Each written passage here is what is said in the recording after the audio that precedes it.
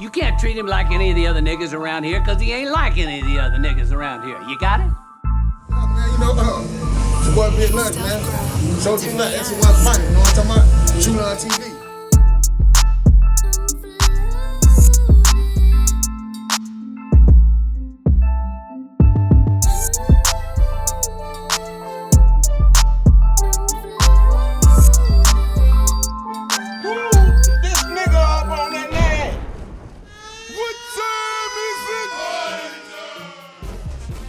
Let them know a little something about No Good.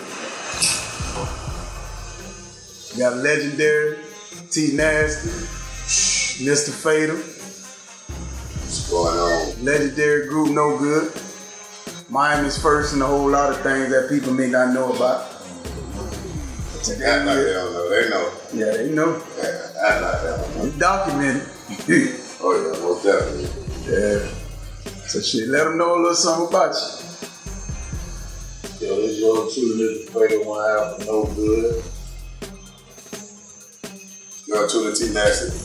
Representing one half of the group No Good. Platinum artist No Good. Multi-platinum artist, shall I say. You know what I'm saying? 3 #1 singers in a row.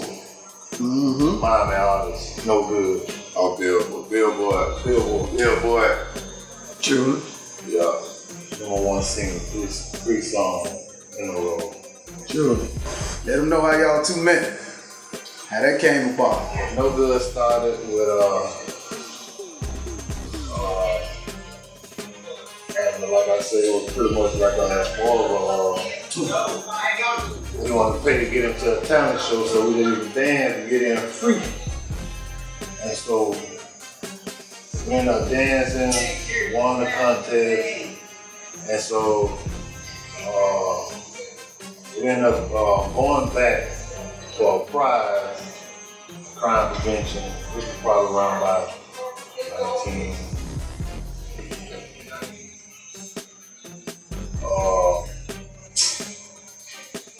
We ended up out of Live of Color. Live of Color ended up winning the whole thing, getting all the money. Yeah. But what we got from that was, you know what I mean, the people up top were doing some shit. You know what I mean? Even though we was bullshitting, but at the time, they was doing some shit up top. Yeah. That was a lot of the drill teams were going with the band, so you know, you had the drill team, so you seen a lot of drill stuff going. Yeah, when we say up top, we talking about the city. Yeah. They call us country down south. We known as the country boy down south. You feel me? Yeah. So, long story short, you know what I mean? No Good came about. We ended up hearing about a contest for Luke. To go on tour with Luke. Luke was doing a contest. He wanted, since he had left with TrULoN Crew, he had wanted to get some guys on stage with the girl dancer that he had. So they did a contest at the Pac Jam in the city. It was a couple of rounds, but it was a contest about whoever win the contest get to go on backstage with big Luke backup dancers on tour. Now, mind you, we thought the contest was straight bullshit. Yeah. Like, what the fuck Luke did some niggas on stage? Luke got them bitches on stage. We straight up, we felt like it was a scam. You know, a plot, you know, to pack the house or whatever. But the funny thing, remember we went to the baseball stadium and watched the concert.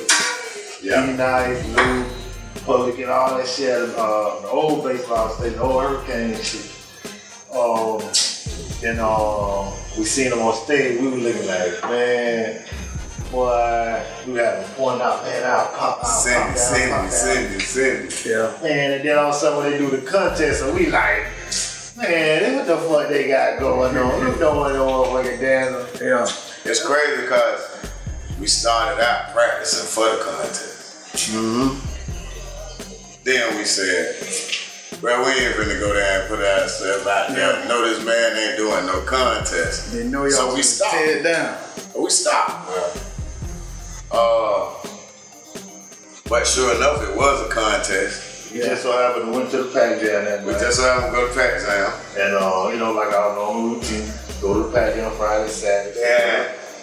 I don't remember all the groups. You know, some of the groups I ain't worth naming, but They got smashed. No matter who. I remember it was Nasty Boys. I remember Live in Color, of course. And how we ended up on stage, it was kind of crazy.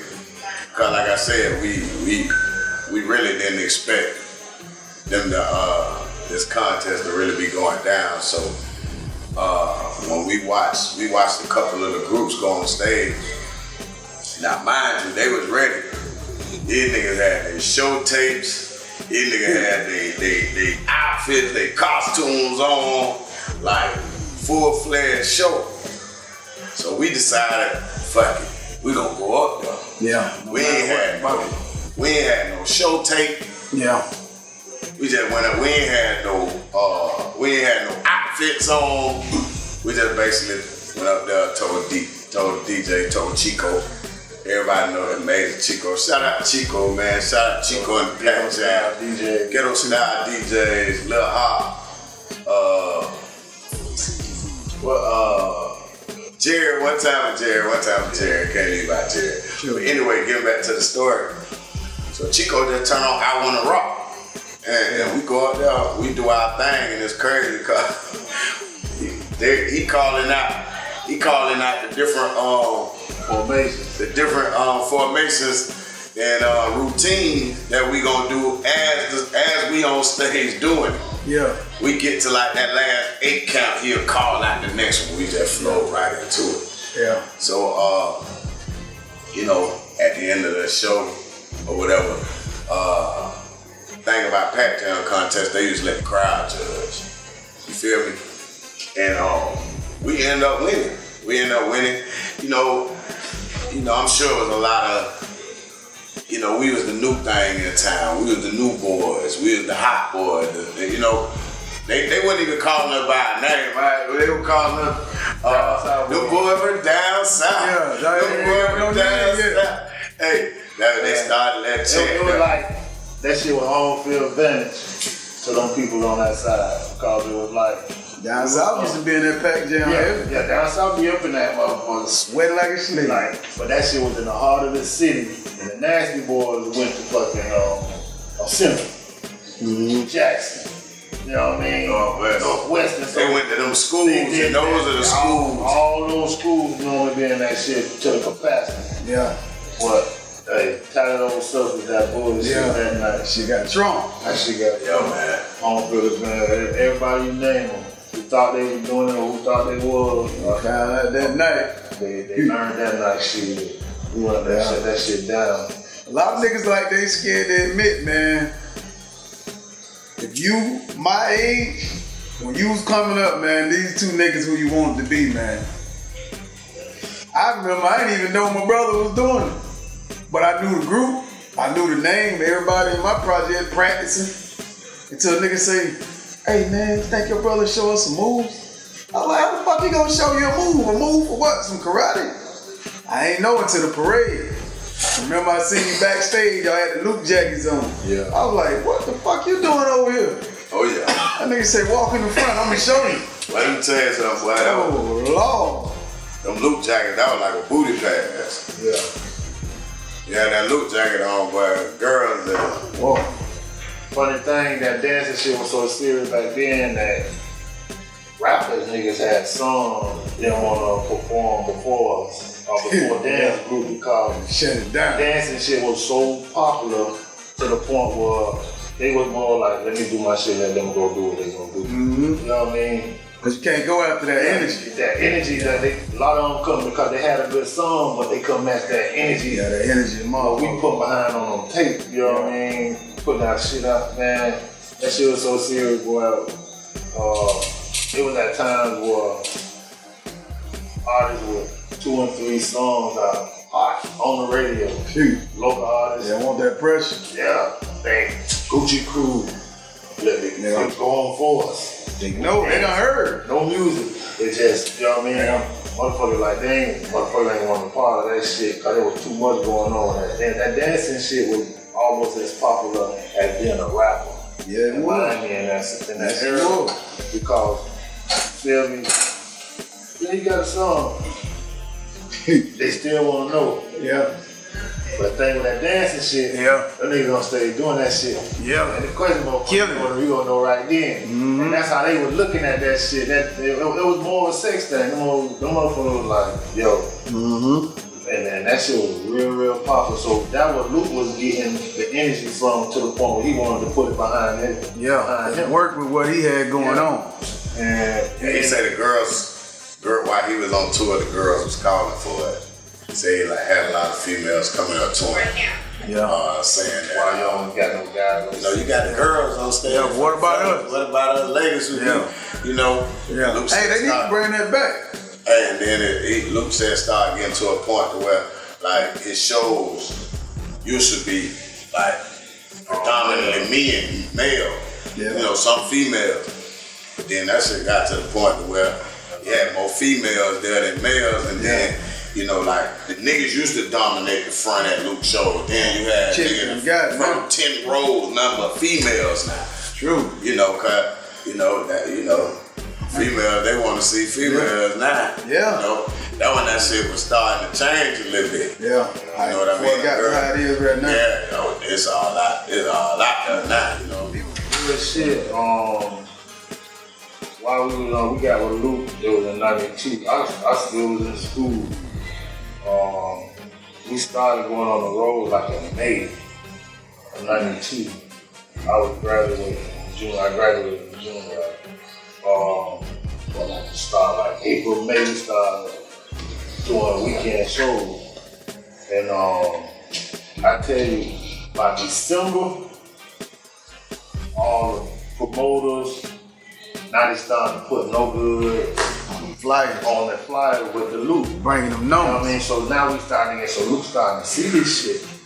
And so Luke like, you know what I mean? He's seeing the vision. We young, we just shit. Like I said, I just get out of school, So it's like, shit, look at this shit for free. Yeah. All across the world. Damn right. Man, we go for free. He said he gonna break bread and we get to be on that. That's love.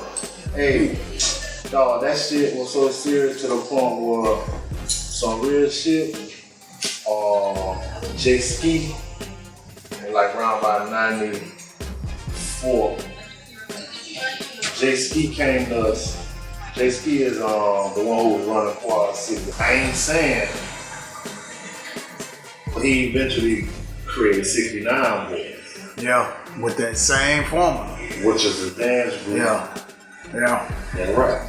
Yeah. They gotta You get know what it. I mean? Niggas need to get their rollers out, man. That's the DNA of 69 Boys. And Y'all was the beginning. we talked to J Ski when it was just Whoop There It Is. They just had Whoop There It Is, the song. It wasn't nothing else. That's the first song. But he was in motion with 95 songs. They were on tour opening up for Luke on the tour we was on. Right. Remember the other dude? Remember the dude? There was a dude from Cincinnati or something. Remember the dude wanted to sign us? And he was talking about flying us on the private jet At the base. somewhere. We got an airport. That was in South Carolina, man. But remember he was talking about he was gonna fly to where the next show was at? You dead ass serious, huh? You see that energy? I bro trying to lock that shit down, bro. That shit took his way in itself. Shit made my life easy. Shit. But yeah, man. So you know, we started going on tour, like I said, bro, with Luke, 92. We was all fresh off the porch. That was Hurricane Andrew year too. Yeah. That was crazy. Yeah, that was crazy, yeah. You know, everything happened for a reason, that thing there. Kind of gave us an escape. Yeah. You know what I'm saying? Reality. From basically what was really going on here at the crib. A lot of people lost their houses. Yeah, We lost our house. We lost our house. Yeah. You know what I'm saying? And the funny thing though, they gave us a different vision of Luke too. You know what I mean? One thing I would say during that time, we was staying in an apartment complex. And once after that shit happened, I know a lot of Luke was sending fucking trucks with ice and water and shit for our whole fucking complex. He made sure everybody who was in our row, get further Straight. because he said, oh, they neighbors. Yeah. And then everything. Make sure you take care of them. But then it was so despicable to him till he eventually moved up, told us come stay at his crib. Yeah. We lived with Luke at his crib. He was able to get a chance to see Everything. inside. Also, Everything. the bullshit when he was going through with his wife. Everything. That's a whole other story. That's in the book. But not everything. The book. Baby mama, rather. True. You know, that whole situation I had played out. Baby mom ended up being slip and slide wife. Yeah. You know, so, you know, like we say, Whole lot of shit. I know y'all know a whole lot. around the world. We done been in a lot of situations, you know what I mean? Right. Like, whatever, like 93, Andrew, 92, Andrew. 92 August. And then, first song we put out, well, really, while we was at the studio one night, Luke was doing Work It Out. That song he was writing, Work It Out. He was trying to come up with the song, the shit he just had. The old little chant that, I want a piece of pie. Yeah. Pie too sweet. I want a piece of meat. And he was stuck right there. Yeah. Me and JT Money Yeah. in the booth, going back to back with writing lines. Yeah. Feel it or not, JT. And that's how Work It Out came. You know what I mean? The pussy too fat. I want my money back. Now I got my flow. I need another hoe. Those my boys. Damn right. That shit sound like me. You know what I mean? Now I got my flow. I need another hoe. True. So after that, we ended up doing another one with Roll. The Little Freaky People. He did another album. Remember the Freaky People? We ended up playing around a little bit, and then so we ended up doing an album. It was more of a Luke album. You feel me? It was more of a Luke album, you know what I mean? It was his album. He was like, this is what he want, this is what he want, this is what he want. And after he get what he want, y'all can do what y'all want. Yeah. So we really was his album, but we was in training with, so shit. It's after how we break up at 2 Live. Yeah, they were after them. 2 Live Crew had them broke up. Solo. Luke went solo. You know, we start, you know what I mean? That's when we all started coming, you know what I mean?